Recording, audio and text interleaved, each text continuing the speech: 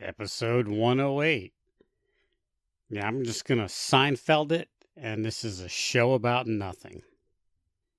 You know, a lot of bald people still have their combs. Yeah, they just can't part with it.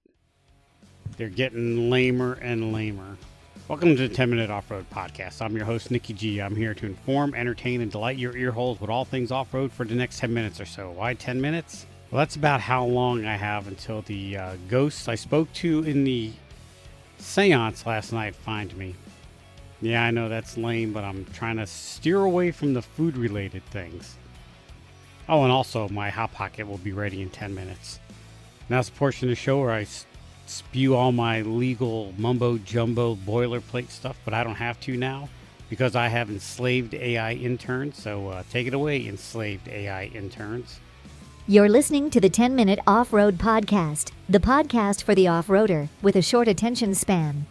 You can follow the 10-Minute Off-Road Podcast on Facebook, Instagram, and YouTube, but never on TikTok. You can listen to the 10-Minute Off-Road Podcast on whatever the hell you're listening to it on now, including Apple Podcast, Amazon Music, Spotify, Odyssey, Podbay, Podchaser, Pocket Cast, iHeartRadio, and on YouTube. Got something to say? We would love to hear from you. Just contact the 10-Minute Off-Road Podcast at 10minuteoffroad@gmail.com. That's 10minuteoffroad@gmail.com. Or leave a comment on our YouTube channel. All right, thank you very much. Let's hear a nice warm round of applause for the enslaved AI interns.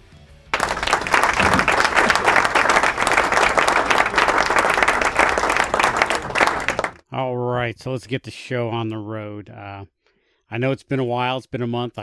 I missed I try to post these every 2 weeks, and I missed it last 2 weeks. Been busy. Life catches up with me. You know, I would love to say this is my real job, but it's not. I have day job, and I guess my hobby's getting away, but life rolls on. So this week I'm going to talk about Pisgah National Forest, still closed. Went up there to go camping with some friends. I went out a day ahead of time to scout it. Everywhere I went was closed.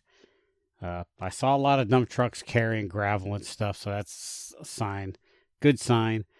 But yeah, Pisgah is closed. I think I'm going to write it off for this year because they close a lot of roads in January or in December and open them back up in the spring. So I'm just going to write off Pisgah. I'm not even going to bother going up there this winter. Where I have been checking out is the Jefferson National Forest in Virginia, which is just slightly further away from me. So I plan to make a trip up there and check the website. And apparently it was the Jefferson National Forest was closed west of I-77. And that's an area that I'm vaguely familiar with. I've been there twice now. And so I didn't want to risk going east of I-77 and not finding anything. We didn't really feel like the adventurous type right then.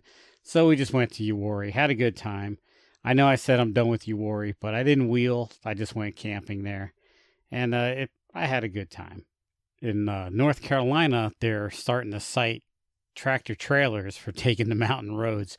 And I got to tell you, I enjoy seeing the videos and the pictures of the news of these one-lane gravel roads clogged with a tractor trailer because their GPS is routing them that way.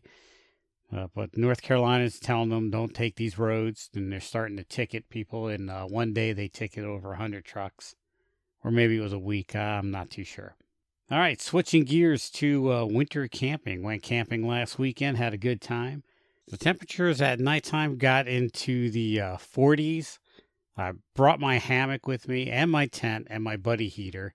I haven't fired up the diesel heater yet to evaluate, see if it still worked. So I just grabbed the tried and true buddy heater.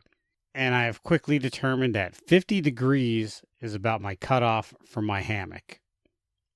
Yeah, I went camping 2 weeks ago in the hammock, and it was in the 50s, maybe high 40s.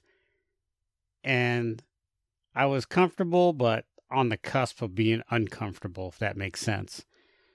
And then this past camping trip, it dropped not too cold, but pretty chilly. So I didn't even bother. I set the hammock up. I didn't even bother try sleeping in it.